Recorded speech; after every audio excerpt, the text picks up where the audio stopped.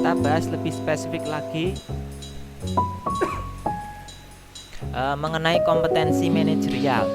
Ini tadi berkaitan dengan pengetahuan, berkaitan dengan keterampilan, berkaitan dengan sikap dan perilaku yang dapat diamati, diukur, dikembangkan untuk memimpin dan mengelola unit organisasi. Lebih spesifiknya lagi, ini yang pertama kita bahas mengenai integritas, kejujuran.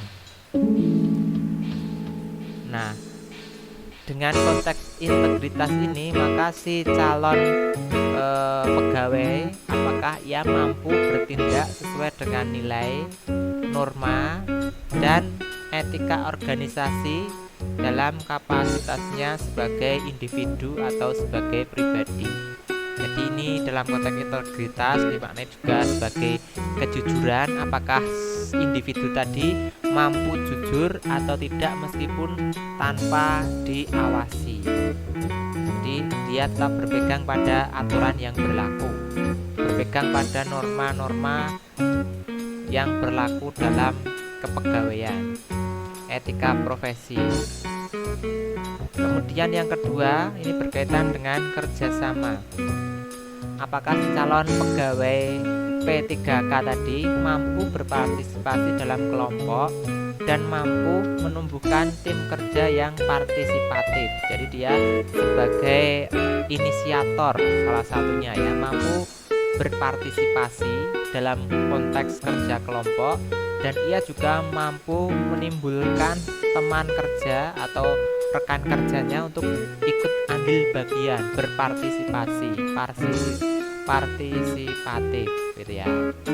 Nah, kemudian yang ketiga ini berkaitan dengan komunikasi, kemampuan untuk berkomunikasi, menyampaikan informasi dengan jelas, lengkap, tidak ambigu gitu ya. Kemudian mampu atau mudah dipahami secara aktif, sehingga terjalin komunikasi yang baik antara dua pihak, baik dalam situasi yang resmi atau formal maupun situasi yang santai atau informal.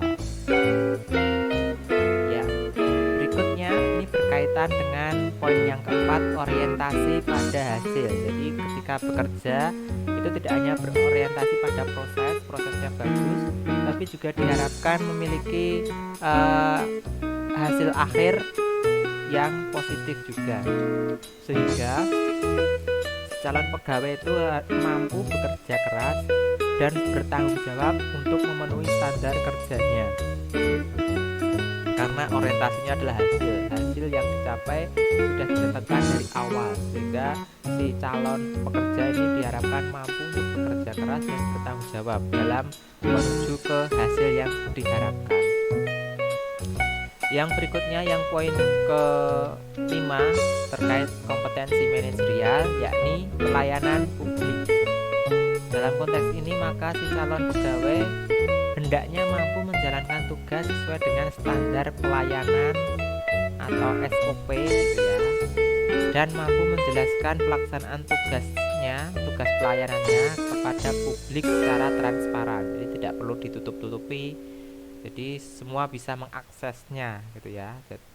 Tapi juga si calon ini mampu melayani dengan baik sesuai dengan job desk-nya, sesuai dengan tugas pokoknya.